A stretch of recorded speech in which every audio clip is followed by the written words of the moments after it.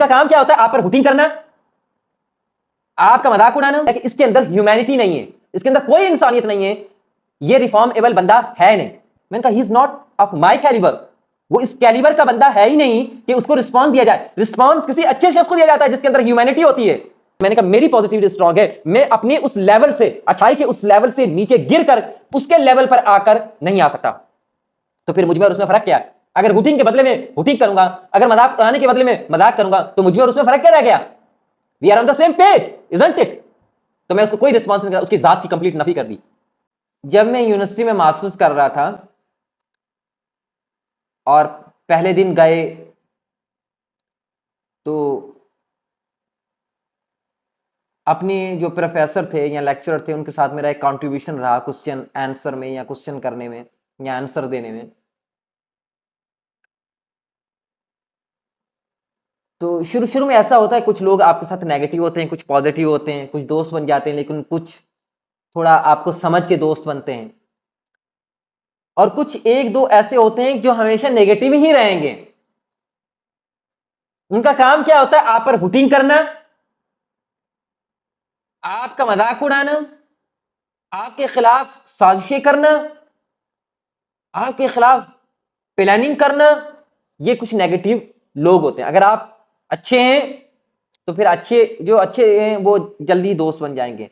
कुछ होते हैं मिडल में होते हैं, ये पहले नेगेटिव होते हैं, फिर आपके अच्छे बिहेवियर की वजह से ये भी आपके दोस्त बन जाते हैं। तो मेरे साथ यही सीन हुआ। यूनिवर्सिटी में गया, कुछ लोग मेरे दोस्त बन गए। 150 स्टूडेंट्स थे हम, ऑडिटोरियम की तरह हमारी क्लास होती है ऑडिटोरियम में।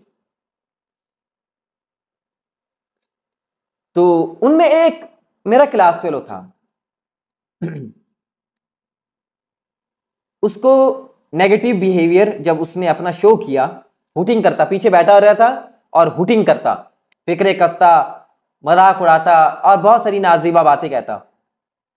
तो मैं तो उसके लेवल पर नहीं आ सकता था, क्योंकि वो मेरा लेवल नहीं था, वो मेरा कैलिबर नहीं था, मेरा बिहेवियर नहीं था जो उसका था।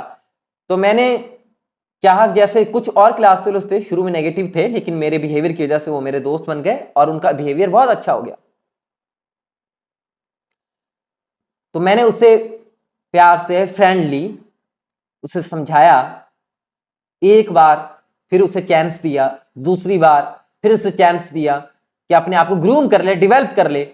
तीसरी बार के बाद बस फिर मैंने उसे इग्नोर कर दिया, क्योंकि अब मुझे मालूम हो गया कि इसके अंदर ह्यूमैनिटी नहीं है, इसके अंदर कोई इंसानियत नहीं है, ये रिफॉर्मेबल बंदा है नहीं।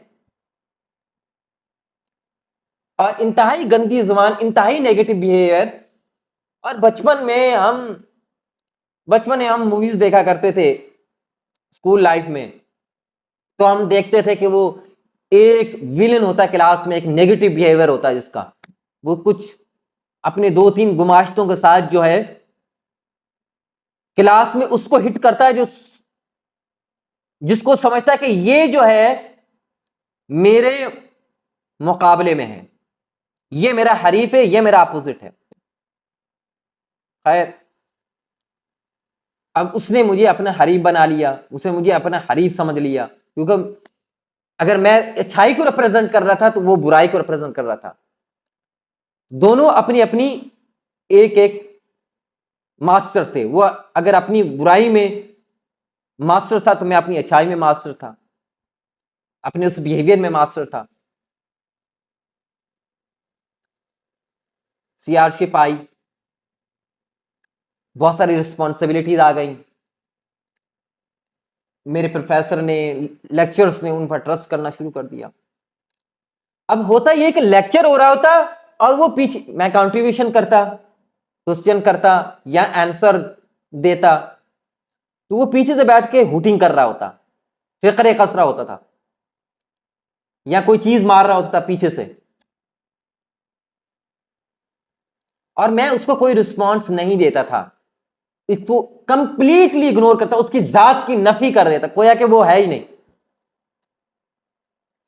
जब एक हफ्ता ऐसे गुजरा तो मेरी बहुत सारी क्लास फेलोज ने आके कहा कि वो हुटिंग करता है आप पर फिक्रे कसता है और आप उसे कोई रिस्पॉन्स नहीं देते।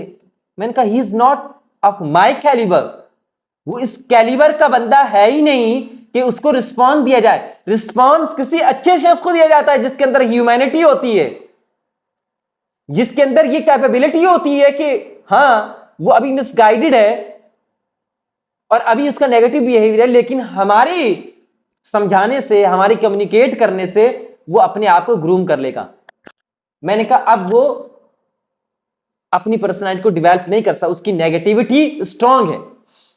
अगर उसकी नेगेटिविटी स्ट्रांग है तो मैंने कहा मेरी पॉजिटिविटी स्ट्रांग है, मैं अपने उस लेवल से, अच्छाई के उस लेवल से नीचे गिरकर उसके लेवल पर आकर नहीं आ सकता।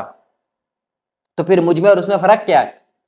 अगर मैं गाली के बदले में गाली दूंगा, अगर हुटिंग के बदले में हुटिंग करूंगा, अगर मजाक उड़ाने के बदले में मजाक करूंगा, तो मुझ में और उसमें फर्क क्या रह गया? We are on the same page, isn't it?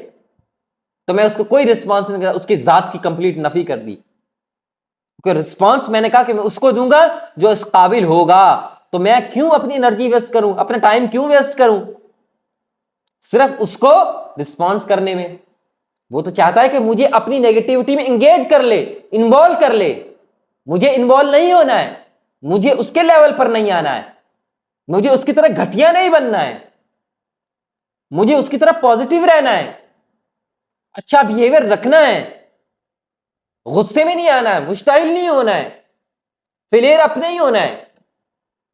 क्यों? कि अगर वो उसने मेरी पर्सनैलिटी से मुझे गिराकर अपने उस लड़ाई झगड़े में, अपनी उस मिसबिहेव में इन्वॉल्व कर लिया, तो इसका मतलब है कि वो कामयाब हो गया,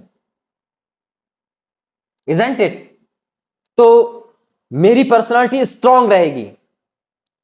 अब दोनों में से जिसकी पर्सनालिटी स्ट्रांग होती है, अगर नेगेटिव पर्सनालिटी स्ट्रांग है तो वो कोई अच्छा शख्स है उसको साथ अपनी उस मिसबिहेव में, उस लड़ाई झगड़े में खुद को इन्वॉल्व कर लेगा। तो देखें, आप एक स्ट्रांग पर्सनालिटी के मालिक हैं, तो आप किसी शख्स की वजह से अपनी पर्सनालिटी को, पॉजिटिव पर्सनालिटी को मत छोड़े, आप स्ट्रांग रहें। अपनी जो आपकी बिहेवियर्स हैं, जो आपकी वैल्यूज हैं, आप अपनी वैल्यूज पर स्टेबल रहें और अपनी वैल्यूज को नहीं छोड़ें। आप अपनी वैल्यूज पर स्ट्रांग रहें और वो जो नेगेटिविटी आपकी तरफ फैला रहा है, आप उसे अपनी स्ट्रेंथ बनाएं। वो इस बात को नापसंद करता है कि आप प्रोमिनेंट हैं अपनी स्टडी में, अपनी पंक्चुअलिटी में, अपने पॉजिटिव बिहेवियर में। आप क्या हैं? आप प्रोमिनेंट है ना? तो उसको होने दें, आप उसको इग्नोर करें। इग्नोर नहीं भी करते, जो कुछ वो कह रहा है, गलत कह रहा है, तो उसको अपनी स्ट्रेंथ बनाए और अपने वे में जो आपकी वैल्यूज, उस वैल्यूज में स्ट्रांग रहें और अपने रास्ते पर गामजन रहें। Go on your way, just ignore, उसकी जात की नफी कर दो। फिर क्या हुआ कि आफ्टर 2 सेमेस्टर्स बहुत सारी गर्ल्स आई। गर्ल्स ने आके मुझे कहा कि हम इस लड़के से बहुत परेशान हैं। बड़ी सी गाड़ी में आता था, बड़े शशके वशके शो ऑफ करता था, हम इससे तंग है, हमारे लिए एक एप्लीकेशन लिख दीजिए डिपार्टमेंट की तरफ, ताकि हम जो डायरेक्टर ऑफ स्टूडेंट्स है उसको दें कि हम इस शख्स से बहुत ज्यादा तंग हैं, ये हुटिंग करता है हम लड़कियों पर, लड़कियों को डिसरिस्पेक्ट करता है, बल्कि उसने एक गर्लफ्रेंड बनाई हुई थी, उस गर्लफ्रेंड के साथ भी मिसबिहेव करता था। तो ये टॉक्सिक पर्सनालिटी के लोग होते हैं, ऐसे लोग कभी रिफॉर्म नहीं हो सकते, क्योंकि ये नेगेटिविटी इनके अंदर स्ट्रांग होती है, ये अपनी नेगेटिविटी को अपने अंदर से निकाल नहीं सकते। तो ऐसे लोगों को के साथ इंगेज होने में, इन्वॉल्व होने में, इससे बेहतर है कि आप उसको इग्नोर कर दें और उसकी जात की नफी कर दें और आप इस तरह जिए, उन वैल्यूज के साथ जिए जो आपकी वैल्यूज है। अगर आपने खुद को गिराया तो फिर आप उसकी तरह हो जाएंगे। देखें, अब जरा हम स्पिरिचुअलिटी के लिहाज से इस पर बात कर लेते हैं। मुशरिकीन मक्का मुशरिकीन मक्का ने जब मुसलमानों को मक्का में वर्बल और फिजिकल टॉर्चर शुरू किया, तो अल्लाह के रसूल ने अल्लाह ताला के हुक्म से मुसलमानों को माइग्रेट करने की इजाजत दी। कहां माइग्रेट करना था? यह पहली माइग्रेशन थी मुस्लिम्स की, इथोपिया की तरफ। इथोपिया अफ्रीका का एक कंट्री है। मक्का के एक तरफ है ताइफ और मक्का के दूसरी तरफ जद्दा। जद्दा के साहिल से अपोजिट जो है अफ्रीका का साहिल आता है, रेड सी आता है। रेड सी को क्रॉस करके अफ्रीका जो है, अफ्रीका का बरे आजम अफ्रीका है, द कॉन्टिनेंट ऑफ अफ्रीका। और उसमें एक कंट्री था इथोपिया। उस जमाने में उसका नाम हबशा था, आज इथोपिया कहते हैं उसे। उसका किंग था नज्जाशी। तो ये लोग मुस्लिम जो है माइग्रेट करके वहां चले गए। वहां गए और वहां जाके उन्होंने जब पूछा कि आप लोग अपने इलाके को छोड़कर क्यों आए, वहां से माइग्रेट करके क्यों आए, तो उन्होंने बताया कि एक नबी था, अल्लाह ने हमें पैदा किया। वो नबी जो है, जितने भी साबिका अंबिया और रसूल हैं, प्रॉफिट्स और मैसेंजर्स आए, उनकी तस्दीक करता है। जितनी भी गाइडेंस समावी बुक नाजिल हुई हैं, वो उनकी भी तस्दीक करता है। और वो कहता है कि वो अल्लाह का नबी और रसूल है और आखिरी नबी है, और अल्लाह उस पर अपना कुरान नाजिल करता है। और हम उस पर ईमान लाएं तो हमारे ही कबीले के लोग, हमारी ही बिरादरी के लोग, हमारे ही खानदान के लोग हमें जो है अब टॉर्चर करते हैं, वर्बली हम पर हुटिंग करते हैं और हम पर फिजिकल टॉर्चर करते हैं, तशद्दुद करते हैं, इसलिए हम यहां पर माइग्रेट होकर आए। तो जो किंग नजाशी ने कुछ कुरान सुना, जो साहबा मुस्लिम से उनसे कुरान सुना, और कुरान सुनने के बाद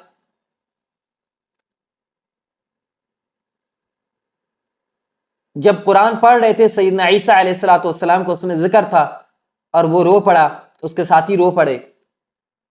फिर उसने एक डेलीगेशन भेजा मक्का में, 20 लोगों पर मुश्तमिल एक डेलीगेशन था कि तुम जाओ और जाकर रिसर्च करो और उस नबी से क्वेश्चन आंसर करो।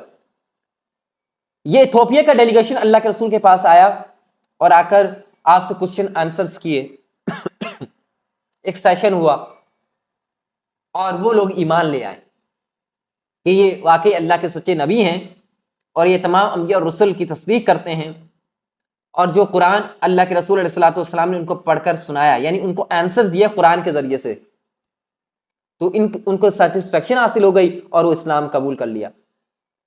अब अबू जहल जो था, उसने देखा कि ये इथोपिया के लोग आए हैं और इन्होंने क्रिश्चियनिटी को छोड़कर इस्लाम कबूल कर लिया है। तो अबू जहल अपने दोस्तों के साथ मिलकर आया और हुटिंग करना शुरू कर दी उन लोगों पर। जो डेलीगेशन था इथोपिया का, उस पर हुटिंग करना शुरू की, उनका मजाक उड़ाना शुरू कर दिया और कहने लगे, ये देखो बेवकूफ लोग, ये एक बंदे की तहकीक के लिए इतनी दूर से आए, कोई बिजनेस टूर भी नहीं, कोई माली फायदा भी नहीं, और ये एक बंदे की तहकीक के लिए आए और इन बेवकूफों ने अपना दीन छोड़ दिया उस बंदे के लिए जो हमारे ही कबीले का फर्द है और हम उसको कबूल नहीं कर रहे एज ए प्रॉफिट। तो ये इन्होंने आके कबूल कर लिया, ये बेवकूफ लोग हैं। उन्होंने उनका मजाक उड़ाया, उस डेलीगेशन का मजाक उड़ाया अबू जहल के दोस्तों ने, अबू जहल ने और अबू जहल के दोस्तों ने, और उनके साथ मिसबिहेव किया, उन पर हुटिंग की। तो अल्लाह ताला ने जब डेलीगेशन का रिस्पॉन्स किया था, डेलीगेशन ने कहा कि देखो भाई, तुम्हारे अमल तुम्हारे साथ, हमारे अमल हमारे साथ, ठीक है। जो तुम एक्शन करते हो तुम उसके रिस्पॉन्सिबल हो, जो हम एक्शन करते हैं उसके रिस्पॉन्सिबल हम हैं। तुम्हें हमसे क्या प्रॉब्लम है, तुम्हें क्या इशू है, तुम्हारे पेट में क्यों तकलीफ हो रही है भैया, कहते हैं ना। तो अल्लाह ताला ने इस बात को कुरान करीम में नाजिल फरमाया, कुरान बनाकर नाजिल फरमाया। वइज़ा समिउ लगवा अअरदू अन्हु वक़ालू लना अअमालुना वलकुम अअमालुकुम सलामुन अलैकुम ला नब्तगिल जाहिलीन। अल्लाह कहते हैं कि जब इन लोगों ने वो उनकी हुटिंग सुनी, उनका मजाक उड़ाना सुना, उसका मिसबिहेव सुना, उनकी नेगेटिव बातें सुनी, अरज़ू अन्हु, तो इन लोगों ने उनको इग्नोर कर दिया, उन्होंने इग्नोर कर दिया और क्या कहा, लकुम अमालुकुम वलना वलना अमालुकुम वलकुम अमालुकुम वलना अमालुना, तुम्हारे लिए तुम्हारे अमल और हमारे लिए हमारा अमल। सलाम अलैकुम, अस्सलाम वालेकुम, हम ज़्यादा तुमसे इंगेज नहीं होना चाहते, तुम में इन्वॉल्व नहीं होना चाहते, तुम्हारे लेवल पर आकर तुम्हें हुटिंग नहीं करना चाहते, तुम्हें ऐसा नेगेटिव रिस्पॉन्स नहीं देना चाहते। सलाम अलैकुम, बस हम जा रहे हैं, यानी we don't want to talk to you anymore, we don't want argue you. वला नब्तगिल जाहिल, हम जाहिल लोगों से कोई रिलेशन रखना ही नहीं चाहते, कोई रिलेशन नहीं रखना चाहते ऐसे जाहिल लोगों से, रैगिंग करते हैं। तो जाहिल अल्लाह ताला ने क्यों कहा कि जाहिल? देखिए, अबू जहल कोई आम आदमी तो था नहीं, उसका नाम अमर बिन हशाम था, और ये उन दो लोगों में से जिसके लिए अल्लाह के रसूल अलैहिस्सलातु वस्सलाम ने दुआ की थी, यानी कुरैश का सबसे पावरफुल शख्स था ये अबू जहल, सरदारों में से था ये कुरैश के, और ऊंचे खानदान से था, एलीट फैमिली से था, कोई आम वर्नैक्यूलर पर्सन नहीं था, कोई लेबर क्लास में से नहीं था, लोअर क्लास में से नहीं था, एलीट क्लास में का बंदा था, लेकिन उसका मिसबिहेव इतना जाहिलाना था कि उसके जो लकब था, टाइटल था, वो यही पड़ गया, उसका नाम ये पड़ गया, अबू जहल, जाहिलों का बाप। देखिए, एक एलीट क्लास का शख्स होता है, जो खानदानी लोग होते हैं, खानदानी लोगों की कुछ ना कुछ वैल्यूज होती है ना, कुरैश की भी थी, लेकिन उसका जो मिसबिहेव था वो इतना ज्यादा था, इतना ज्यादा था कि उसका लकब ही अबू जहल पड़ गया, जाहिलों का बाप, यानी ये खुद जाहिल नहीं बल्कि जाहिलों का भी बाप है। तो कभी ऐसा होता है कि एक शख्स जो है, क्यों कहा अल्लाह ताला ने, ये नहीं कहा अल्लाह ताला ने अनपढ़ लोगों से, मुजरिमों से, क्रिमिनल से कोई रिलेशन नहीं रखना चाहते, मुजरिमों से कोई रिलेशन नहीं, लेकिन कहा नहीं जाहिल। वो जाहिल जो है वो शख्स, वो किसी भी क्लास में हो सकता है, वो चाहे अपर क्लास है, मिडिल क्लास है, लोअर क्लास है, वो पढ़ा लिखा भी हो सकता है, अनपढ़ भी हो सकता है, क्योंकि जाहिलाना बिहेवियर इज समथिंग एल्स, और जाहिलाना बिहेवियर कोई भी अडॉप्ट कर सकता है, कोई भी रख सकता है। इसलिए कहा कि हम जाहिलों से कोई रिलेशन नहीं रखना चाहते। अगर आप देखें कि एक शख्स है वो इंप्रूवेबल है ही नहीं, तो फिर आप उसके साथ उसे इग्नोर कर दीजिए। आपके रिश्तेदारों में हो सकता है, आपके मोहल्ले में वो शख्स हो सकता है, आपकी क्लास में हो सकता है, आपका कोई कलीग हो सकता है, अगर आप देखें कि इसके अंदर ह्यूमैनिटी नहीं है, रिफॉर्मेबल है ही नहीं, आप अच्छा बिहेव करते हो, दूसरी बार तीन उसको अपॉर्चुनिटीज देते हो, तीन चांसेस देते हो, लेकिन अपने आप को नहीं डेवलप करता, तो फिर आप ये टॉक्सिक पर्सनैलिटी, इससे तो अब आप जो इग्नोर करते इसकी जात की नफी करते। और अल्लाह ने अपने नबी को यही तालीम दी, इस तरह एजुकेट किया, अपनी नबी की इस तरह पर्सनालिटी डेवलप की, साइकोलॉजी डेवलप इस तरह की। क्या कहते हैं, वारिदुल जाहिलीन, ए नबी आप जाहिलों को इग्नोर कर दें।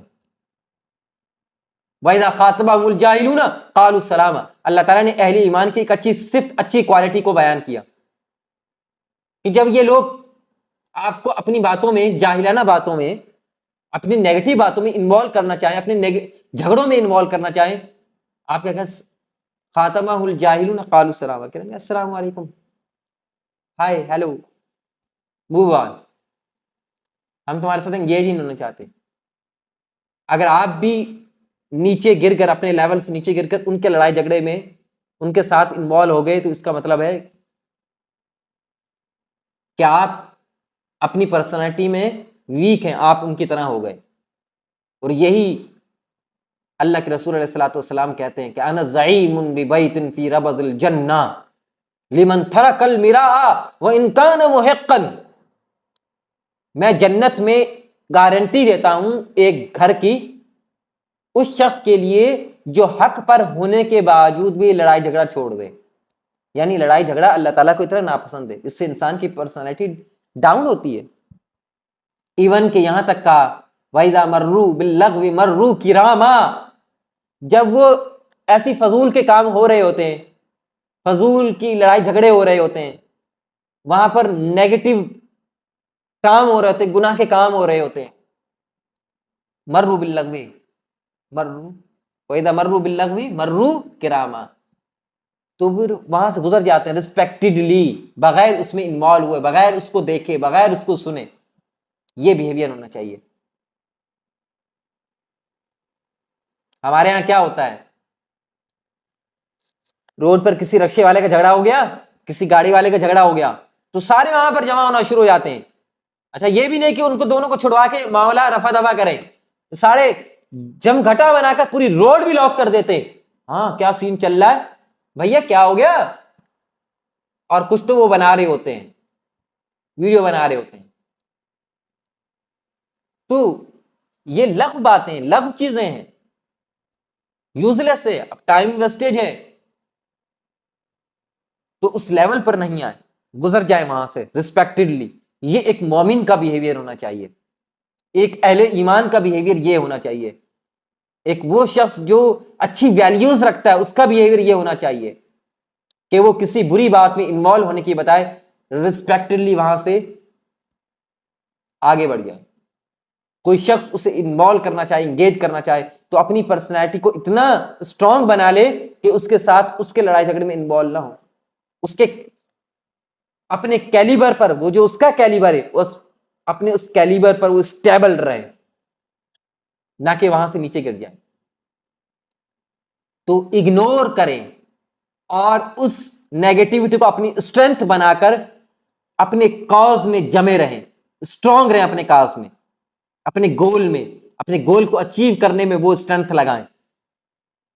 और अपनी पर्सनैलिटी किसी नेगेटिव पर्सनैलिटी शख्स से, किसी टॉक्सिक पर्सनैलिटी की वजह से डाउन मत करें, चाहे वो कोई रिश्तेदार हो, मोहल्ले में हो, कलीग हो, क्लास फेलो हो, या XYZ कोई भी हो। Learn to ignore negative people, learn to ignore negativity.